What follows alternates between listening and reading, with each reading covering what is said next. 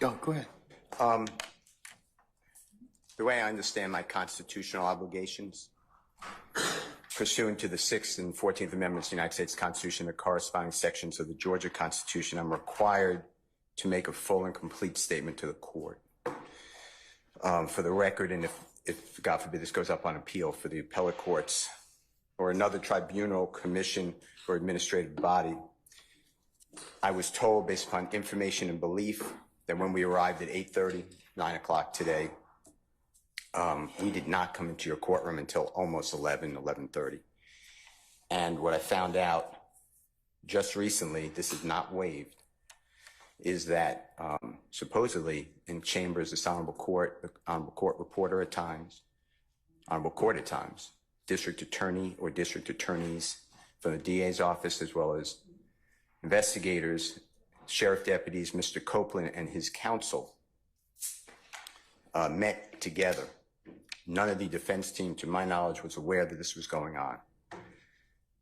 It was told, based upon information belief, that it was told to the district attorneys that Mr. Copeland intended to plead the Fifth Amendment.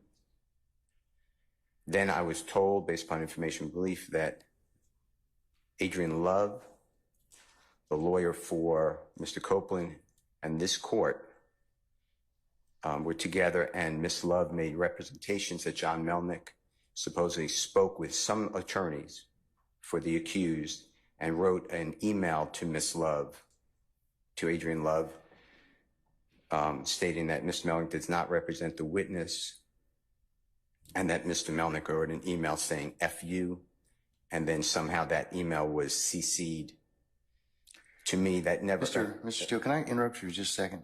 I'm kind of disturbed because that's ex parte. All that was an ex parte conversation. How did you find out about any of that? Well, I'm disturbed too. And the reason I'm asking you a question. How did you find out about it? I'm going to ask you the question. Okay.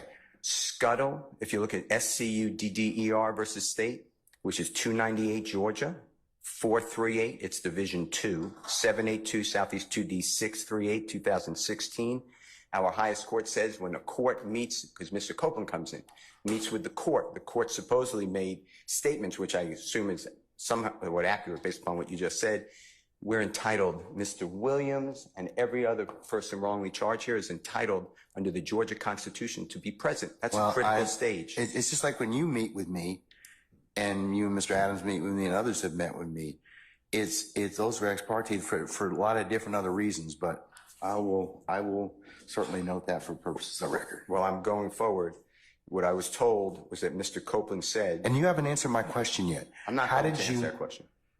You're not? No, I will not answer that question. Why will you not answer that question? Because I want to make sure that what I say is accurate, and I'm not trying to get anybody else. I'm asking you, how did you get this information? I'm not telling the court. What I'm saying is based upon information. Okay, well, listen, if you don't tell me how you got this information, then you and I are going to have some problems. We can have this. I have problems right now. Okay, I know. Look, I don't want to know about your problems, okay, at this point in time. All I'm asking you at this point in time is, how did you come upon this information? Look, if the case gets reviewed, the record's going to be available for our appellate court and for whatever reason. But it's disturbing that how somehow you have surreptitiously gotten information in regards to the court's private ex parte conversations with a party. I mean, a party, yes. A witness who was sworn in Friday. The court's telling. This is what I was told. If this is not true, not true. This court handed Mr. Copeland. Tell me how you got the information. Listen, whatever you want to do. Tell me how you got the information, then we can go ahead and go forward. I'm not going to say that. What I'm going to say is this. I was told, and I hope this concerns the court. It concerns me that you have proprietary information. Why is it Or proprietary? information that you should not be having that was ex parte. Why? With a party. Why? State of Georgia. How about the witness? How about Mr. Copeland, who supposedly announced he's not testifying and he'll sit for 2 years, and then supposedly this honorable court, or excuse me, let me rephrase that. This court supposedly said, I can hold you until the end of this trial. Ms. Hilton supposedly said, actually, all of the defendants and then all 26 people are disposed of. If that's true, what this is is coercion, witness intimidation, ex parte communications that we have a constitutional right to be present for. So I understand that you're upset towards me, but I don't know what I did. Mr. Steele, I'm I doing still what want to everybody know, should how do. did you come upon this information? Who told you? What I want to know is why wasn't I there? Why did Sir, this I'm going to happen? hold you in contempt if you don't tell me who tell me who this I information don't was want to come be from. held in contempt. Well, I'm not then, answering that question. That's attorney-client privilege information. I am not answering that. attorney-client privilege, unless you were in my chambers, that's the only way you can figure out. I am I telling tell you you- what, I'm going to give you 5 minutes. If you don't tell me don't who have to. I'm if gonna you don't tell me continue. who it is, I'm going to put you in, But let me- I'm going to put you in contempt I because understand. that is not attorney-client privilege. Attorney work product privilege. I am not. How did you get that information go to supposedly answer from that my chambers? Did somebody tell you? I'm not. You should have told me. You got 5 minutes. Well, I don't need it. I want to you got continue. you got 5 minutes? This is what I was told. Mr. Copeland, recess. Mr. Copeland made recess. statements that he admitted to killing Donovan Thomas and was. Don't take my notes. No. Okay, Mr. Steele, would you take the podium, please, sir?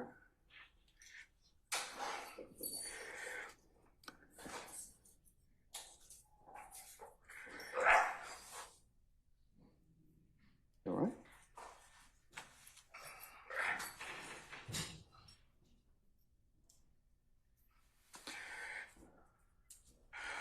All right. Mr. Steele, before I recessed, I asked you, how did you get this information? And it is not covered by work product. There's only one way you could have gotten it. So I'm going to ask you again. And I respect that, and it gives me no joy. But as you know, Georgia Rule of Professional Conduct. Please check me. Rule 1.6, comment 5 reads, and this is what I have. 1.6. I know what the rule says, but here's the thing. Well, let me just.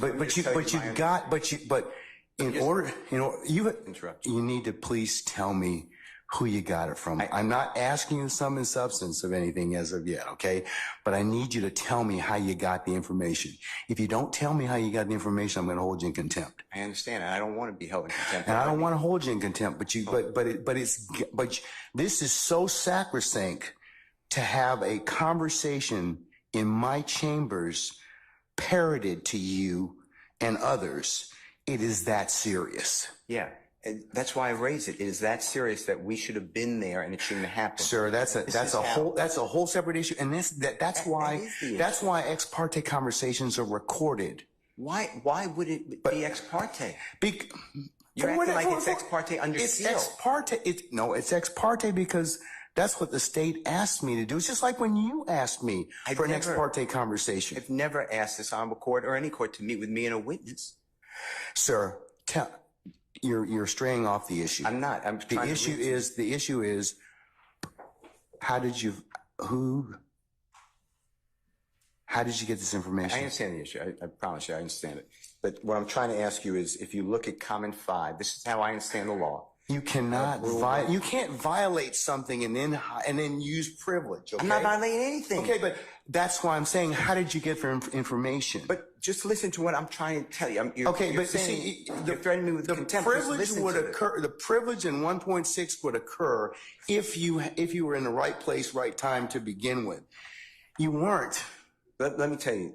I'm just reading from it. But if I'm reading it wrong, I'm not trying to. It says 1.6 applies not merely to matters communicated in confidence by the client, but also to all information gained in the professional relationship, whatever its source. So you're asking me to break, you're ordering me, maybe, you're asking me, I'm not saying you're ordering, but to give you information, and you're saying it's not sum and substance, but I'm telling you I can't do that under the bar rule. All right, well, I'm going to hold you in contempt.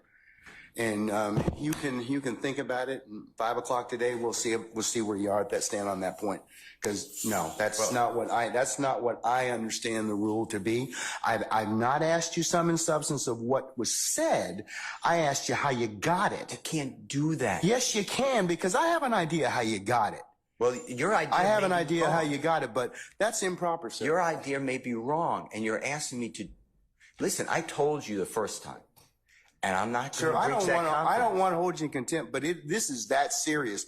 Judge, You cannot eavesdrop and get information that was not meant for you to hear at that particular point in time. Judge, listen, and listen, I'll do whatever you want to 5 o'clock or thereafter. But what I'm trying to tell you is, Your Honor, this is so serious to me. We need a hearing, and I'm moving for a mistrial. It is my understanding, based upon information belief, From whom? Part of it.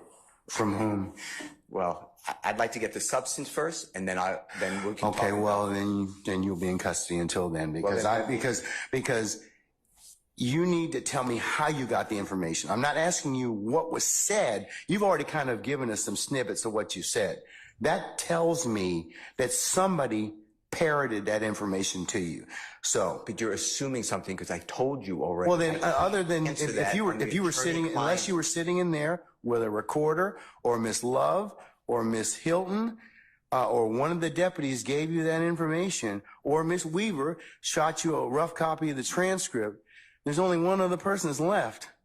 Well, Your Honor. And if that person gave you that information or shared that information with you, she probably violated privilege. Well, let me tell you two things. One, I don't know how that is a privileged communication. It shouldn't have been. Well, it's because she has a client she's supposed to represent. Who are you talking about? But anyways, I'm not going to have a... When I got this information... I'm not going to have any further conversation with you about this. I want to know, the question still remains. I want to know who gave you the information? I'd like to know what information happened outside our presence. That's really it. He can go into custody at this point. I think that the court needs to again declare a mistrial based upon... Okay, and I'm going to deny your motion. I'm going to deny your motion. I understand that you spoke with a witness outside our presence. And whenever, yes, I had an ex parte conversation, which is appropriate. And you influenced the witness based on information belief, and I'd like to have that all on the record.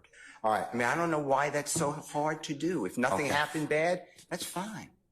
But you're acting like, tell me who it is and don't talk about the substance. Why can't we have an issue that was outside of presence? It should not have been. Because you got some information that you shouldn't have gotten. Why? Well, that's for another day. But why? Okay, why that's for another day. In the first place, I didn't know about this. So that's for another day. So I raised it as soon as we found out about it. Well, I gave you the case I'm relying on. I assume you read it. If you didn't read it, you should read it. It's a material part, a critical part of the case. When a judge speaks with a witness outside the presence of the accused, the court has said it's right there in Division 2. That is a material or critical part of the case, and it's an automatic reversal. Mr. Steele. But you're acting like it's Mr. Steele, that is not that is not the case when somebody discloses information in a ex parte conversation that one of the parties lawfully asked me to hold. You're not supposed to have communication with a witness who's been sworn. You know that I'm not telling you. I'm just saying if you read I'm assuming you read it. That's what it says. Okay, Mr. Steele, last time, who told you? All right, Mr. Steele's in custody, and once he clears the area, we'll go ahead and get started. All right, take Mr. Steele into custody, please.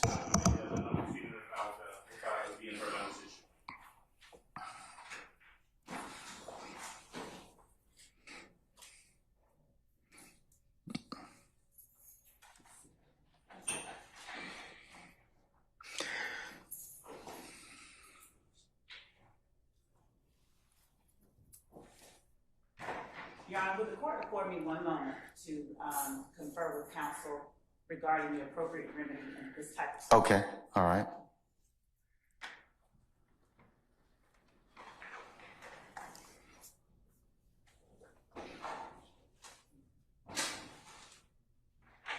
May I say one thing, Your Honor?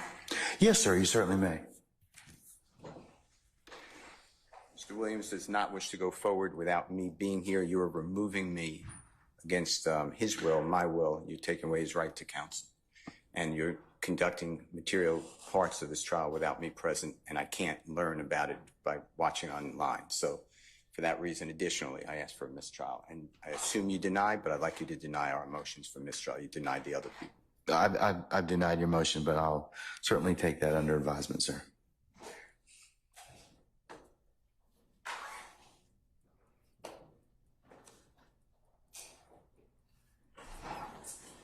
We're going to be in recess. Hey, look. Shout out Brian Steele. Hey, look, that's the type of lawyer need, boy, niggas. I'm finna go to jail behind my client, nigga.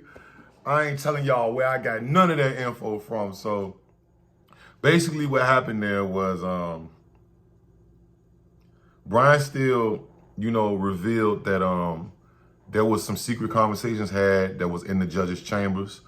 And that, he was privy to it when none of them was, asked to be a part of it or was even told by anybody like, yo, they have no transcripts or nothing. So that was him basically, and I seen what he was doing. I'm like, oh, he trying to go for mistrial again. Cause that's like saying that it's some information that came out from the judge's chambers. That's a big deal, bro. And that's why the judge, I don't think he's really saying the judge did it. Cause I feel like the judge would have been like, he would have been locked his ass up. You know what I'm saying? But he's saying that somebody leaked it now, or either he could have overheard it too. You know what I'm saying? Maybe that's why Brian Steele didn't have nothing to say. Cause he's like, what am I gonna say? I don't have nothing to say. Cause I heard this shit just by, you know what I'm saying? Walking past or whatever the case may be. But man, free Brian Steele, bro. That nigga, hey, that's a real lawyer, bro. And you know what I was thinking as well? The Woody thing. Basically, I don't want to say distraction, but yeah, like niggas don't want Woody to get back on that motherfucking or Woody, what they call him? Woody, I don't know. They don't want him to get back up on that motherfucker. You know what I'm saying? So they like, nigga, distractions, like. And the clip was much longer. I couldn't play the entire shit, but the other lawyers fell in line and they did the same thing. Like 5 or 6 of the other lawyers, probably I think every lawyer they got stood up and rebutted what Brian Steele was trying to say. We want mistrial, we can't go no further, da. At this point, man, what more do we need for a mistrial? Like, and the judge just casually denies them. I'm denying that. I'm like, bro, let's get to the bottom of it first. Like, let's figure out, was there any information like revealed? Like, instead of just locking up the lawyer, you know what I'm saying? But that's the judge's courtroom, and what he say go, you know what I'm saying? This shit is crazy, bro. Like, this is literally like a movie, and I'm gonna be talking about YSL Woody his little testimony today, which was just wacky as fuck. His testimony happened before all this, and he was just, I don't know what the fuck is going on. You know what I think it is? I think them niggas, when they can talk, they can snitch or have them interrogations and spill the beans, but when they see Thug, it's like they can't even do it in front of them type shit. And they probably, don't want to put their life in any more danger that is in for telling, and all them people testifying, from the Tick to Woody to all them guys, you know what I'm saying, that's been up there testifying, DK and all this shit. This is definitely like the first time I ever seen some shit like this happen on a high profile case like this. Really any case. Cause you know what I mean? I'm pretty sure it's this intense because it's high profile as fuck. You gotta think Brian Steele. Thug probably told Brian Steele, nigga, if you get me home, I'm giving you $5 million. Like, that'll make him off. That'll make me, if I'm the lawyer, I'm getting locked up. I get a $5 million bonus on top of the $2 million you already gave me type shit. Like, nigga, fuck it. Nigga, I'm crashing out. Like, the legal way. You know what I'm saying? Whatever we gotta do. We gotta cause a distraction, or nigga, think about it. I'm pretty sure, like, it's more of an incentive. Like, and it's clout that comes with it. Brian Steele be the dude who got Young Thug off, and you know what I'm saying, he'll be forever. Brian Steele already been that dude in the city. You know what I'm saying? I know personally because I was getting locked up in Wright Street and shit. And like I said, that was the first name of like a high profile lawyer. You know, every city got them high profile lawyers and them big time lawyers who be, criminal defense lawyers who help the niggas beat the charges and all that, the bodies and all this, that, and the third. But yo, this is intense, bro. Day 88 is crazy, bro. Whoo! Shout out Brian. Free YSL Brian Steele, man. YSL Steele, man. Free him up, man. Free that man. He ain't do nothing wrong, man. He just want to get the mistrial, man. Y'all let me know what y'all think in the comments. Like, comment, subscribe, notifications, bell, go. Yeah. Hey, it's me again, man. I appreciate you, man. Please stop what you're doing. Go follow the channels IQ and Connoisseur Not Connoisseur for more bonus clips, different content other than this channel or whatever channel. Yeah, let's go up, bro. If you wondering like why he ain't upload on the main channel, it's because I'm over here on these, man. I appreciate y'all. Snow gang.